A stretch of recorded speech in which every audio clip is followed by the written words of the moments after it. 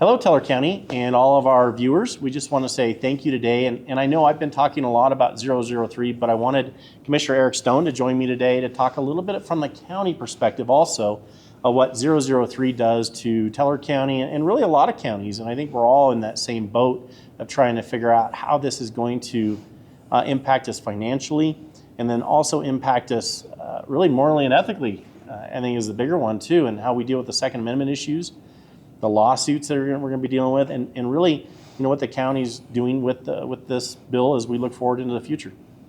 Yeah, absolutely. And, we wanted to sit down today and just kind of talk with you about where the bill is now, today, which is that, it's passed through the House, it's now passed through the Senate.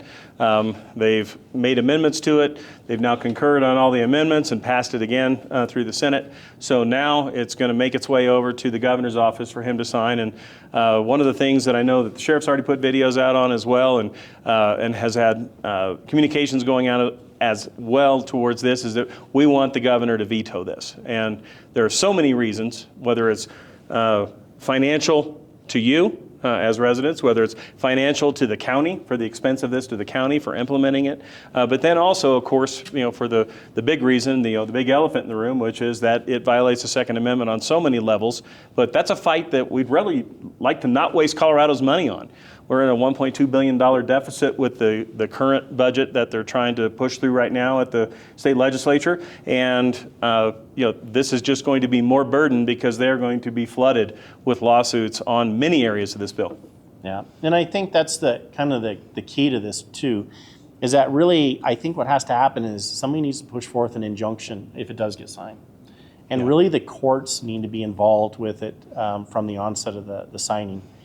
My hope is that the governor would realize that 64 counties and law enforcement have all said, don't do this. That's my hope. I'm hoping that, a governor of the people would govern for the people and really with what he is seeing. And my hope is that, it's not one of those things where he's just not hearing anybody because nobody's telling him. My thought is he's seeing it. He knows the pressure. I think everyone from, I know my county and multiple counties are inundating his email with veto this bill. And I think you just need to keep it up, Teller County and all the viewers and listeners out there, because I think that's really the only thing that he needs to do is veto the bill. He can't just let it go by because it's enacted. He can't sign it into effect because then it would have such a fiscal impact on all counties. And I think we were just talking about the fiscal impacts, and really, you're talking $500,000 to $600,000 for this county alone. So how does that affect the other 64 counties when we're a mid-sized county? We're not the largest, we're not the smallest. And really, here's the other side of what happens in law enforcement is that a lot of law enforcement agencies will try to absorb the impacts by having people do different job duties, right? But here's the problem with that. It takes away from their ability in small agencies to go forth and be the protectors of the people and deal with regular laws because they're too busy trying to deal with this aspect too. Whereas we're not going to sugarcoat it and we're not going to try to do that where we're trying to add more work to everybody that's already impacted by so many other unfunded mandates that we have in the sheriff's office from the state. We have to hire people. We have to buy programs. We have to do all those things. And I think that's the side of it that hurts because then the county has to fiscally pay for that because my budget's derived from the county commissioners and their budget's derived from the property tax and the people and then sales. Well, the other side of it is sales are going to be impacted, sales tax, because a lot of our mom and pop gun shops and gun shops in general are going to go out of business. There's no way they can take the onslaught of not having sales for 120 some days on semi-automatic firearms. That's 80% of their business model. So I know Eric and I have talked about that. And Eric, what are your thoughts on that? Yeah, I mean, there's obviously going to be really large economic impacts to our small business owners.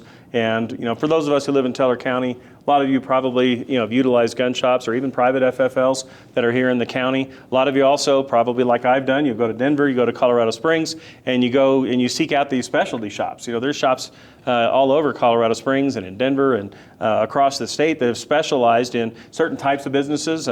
One of the ones I like to go to is Shooting Den down in Colorado Springs. Family-owned, great gun shop. Probably a lot of Teller County residents go there a lot also. They deal a lot in the secondary market. Yep. Well, this bill makes that secondary market go away.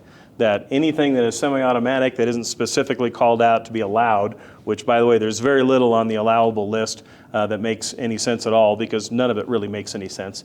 But you're not going to be able to go. I mean, for example, one of the things that happens to a lot of families is that maybe grandpa dies, and grandpa had an incredible firearms collection, and that was part of his legacy. That was something he collected over his lifetime. Well, now they're going to make it so that it's illegal in Colorado to transfer certain ones of those firearms to other people. You won't be able to sell them, and they make them essentially worthless to those people. And another, something we haven't talked about, but I think it's important because of how much this impacts folks who are living paycheck to paycheck. Because folks who are living paycheck to paycheck, they can't afford to pay these additional fees, this additional education, and then a potential additional fee from a county in order to go through the sheriff's verification process for the sheriff to then grant, which is another issue with the bill, is they give sheriffs the authority to grant or not grant an education card to residents, is that people will often use their firearms as collateral. Generally, firearms, they don't lose a lot of value. And I've known people over the years that they'll go to a pawn shop and because they need to get by, they need a couple weeks worth of money, and then they know maybe they've got, a commission check coming in or, a bonus coming in that they'll be able to get that out of hock. Now, you will never be able to get that firearm back. They will never be able to transfer that firearm back to you. So that's just one other way that it affects, people on a very base level. So, so there's a business side of it. On the county commissioner side of it is the state legislature, they're funding their side of this bill by raiding the CPW fund. So if you paid for the Keep Colorado Wild Pass on your car registration, that money, $3 million of that is now being taken out of that fund to pay the startup costs for this, which obviously we disagree with. That should go to state parks and wildlife. But they didn't provide any money for counties to set up our side of the program. And so we're going to have to figure out how to set that up. And the legislature just said, well, you can just charge them fees. Charge the people fees in order to cover your costs for starting this up. Well, we're not going to do that because we're not going to play in their game of charging you fees to buy back your Second Amendment rights. So those are costs we're going to have to figure out a way to absorb. And we don't know how that's going to impact Teller County overall for our entire budget, because we're looking, as the sheriff said, $500,000 to $600,000 potentially for startup, and then the first year of the actual people expense of putting this together, not to mention the software and cybersecurity expense. Yeah, and that's the thing too, is people don't realize, say somebody breaks in your home and they steal your firearms collection, and there's a lot of semi-automatic firearms there, and it goes into my evidence bay once we collect it back from people. You'll never get those firearms back. They're going to make it illegal for us to give it back to you. Well, if they get stolen and now I'm supposed to give them back to you, but I'm unable to because you didn't go out and get your class for firearms. Well, now the issue goes, well, what do I do with these firearms? Well, they have to be destroyed, right?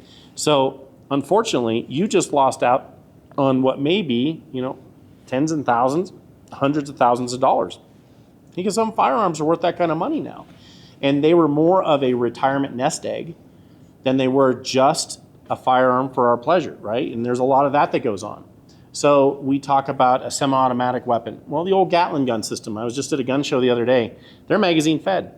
Mm-hmm. They have a rotating barrel thing. They're from 100 and some years ago. They're worth a lot of money. What happens when you can't get that back?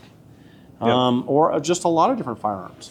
So I think in Colorado, when your personal property can no longer be given back to you and it's now seized by the state of Colorado for whatever reason, it is a seizure of your personal property. It doesn't just end up in the Second Amendment, and those are different amendments to the Constitution.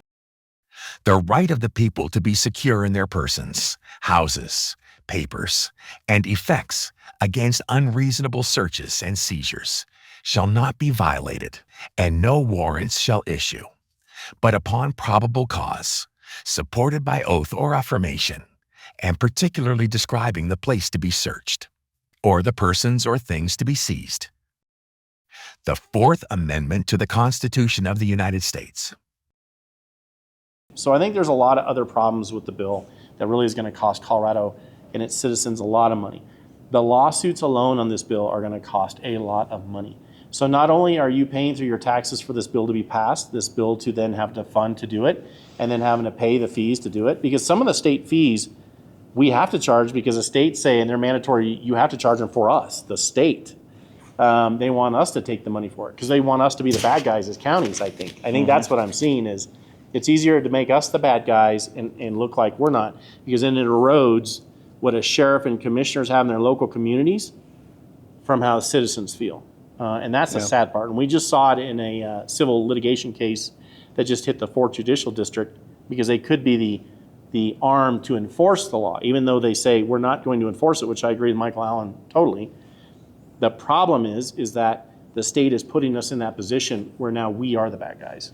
Yeah, and in a way, and I'll be honest with you, Sheriff, I think they get a little bit of sick pleasure from putting the burden on counties who they know have totally opposed this. They're putting the burden on sheriffs who they know have completely opposed this. And I think they get a sick pleasure from just saying, you know what, let's make them do it because they came out against it. So instead of us doing it as the state, instead of having CPW do the entire program, which at one point was proposed, instead of doing that, no, we're going to put it on the counties and we're not going to help you pay for it.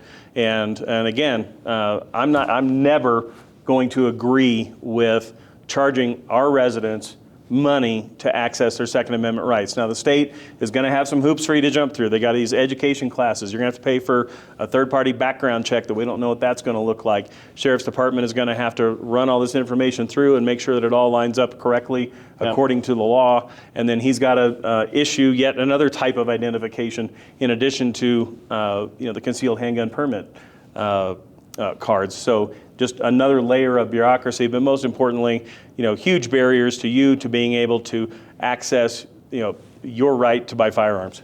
Well, and I think, and Eric brought up a good point, the legislatures, there was that push, right? It was hey, sheriffs, unless you go to a neutral on this position, we're going to put you back into this bill. And actually, we ran some videos with that, identifying the lawmaker that pushed that and actually said that inside the chambers when they was testifying. So that absolutely was the case. There was some vindictiveness to how he did it and why he put it on counties and sheriffs was because we would not comply and say, yes, we'll go to a neutral position on this. We were in opposition to this bill. Yeah. And that's the sad part. And the other part that was interesting about that, though, if you recall, Sheriff, is that they made the comment, and it was the correct comment, which Sheriff stood there and sat there and testified and said, you know what, we will always uphold the law. That we are sworn to uphold the Colorado law. And then they turned that around on you guys and said, well, they said that they will always uphold the law, so let's make them do it. Well, there's a couple of different issues at stake for Colorado sheriffs, right? There's the uphold the Colorado law, and we take an oath to uphold the state constitution and the laws of the state of Colorado. But we also take an oath to uphold the federal constitution. And I know that the lawmakers pointed out, well, you think you're the savior for the Second Amendment and the protectors of the Second Amendment and citizens.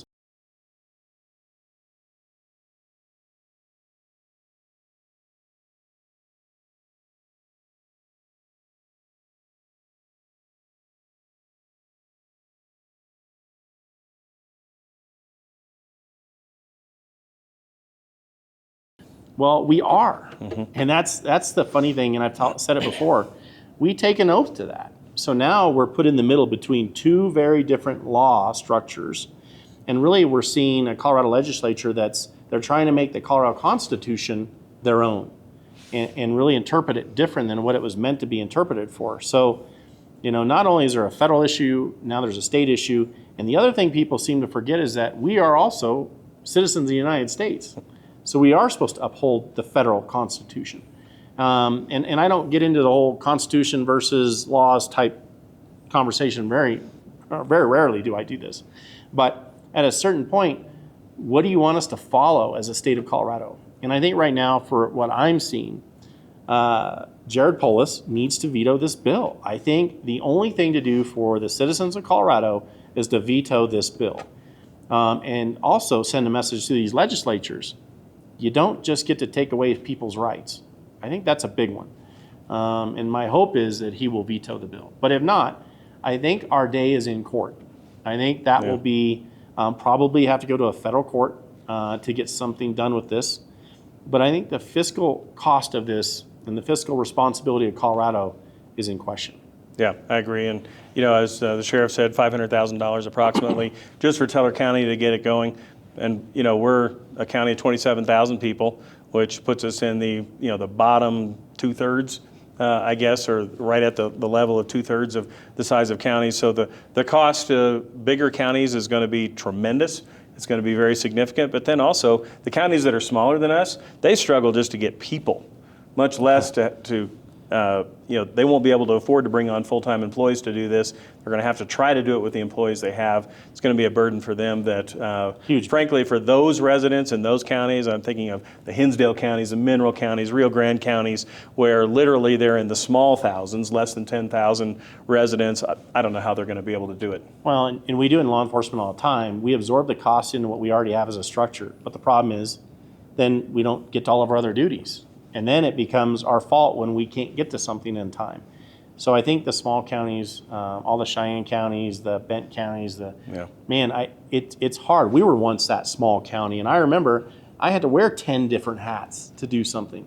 And you never could just get anything done. And you were always dealing with the issue of, well, why haven't you got to that? Because your community still need law enforcement. I think 15 years ago you were a detention officer, and you were a deputy, and I think you were also a dog catcher at one point. Absolutely. Yeah, you've done it all. Been through it all. Yeah. So that is part of life, right? And I think this bill is just compounds all the issues we're seeing in Colorado over and over and over again. Is that you have a legislature and a governor and just an administration in the state of Colorado that will not listen to anyone outside of Denver. So thank you, Teller County, for watching again. I'm glad I was here with Eric Stone today, and we were able to talk to you about it from a county standpoint, not just a sheriff standpoint. And good luck, and just keep calling Governor Polis.